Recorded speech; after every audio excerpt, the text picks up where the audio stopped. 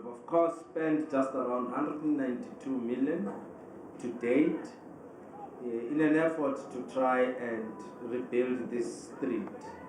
A total of 82 million has been spent on work package 1, and work package 1 refers to where the explosion was, exactly where we are, and 110 million is secured for work package 2, which will begin immediately.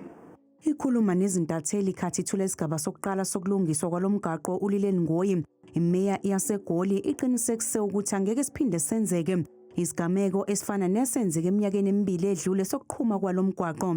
Ithe uhlelo lwesigaba sokuqala oseliphothuliwe lokuvuselelwa kwalomgwaqo luvule inqwaba yamathuba omsebenzi. This project firmly is within budget, and it has not only rebuilt infrastructure, it has also created opportunities.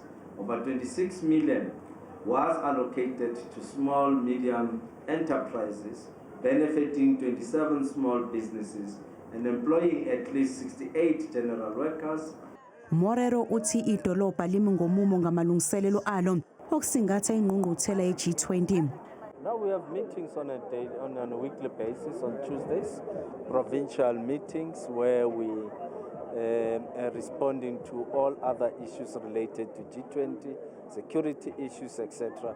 Johannesburg and the Gauteng province, South Africa is ready to host the G20. You know, we've hosted events of that magnitude before, so we are ready to host the G20. Lomgwaqo uzoqala ukusetshenziswa kusukela mhla ziyishumi nambili kwephezulu.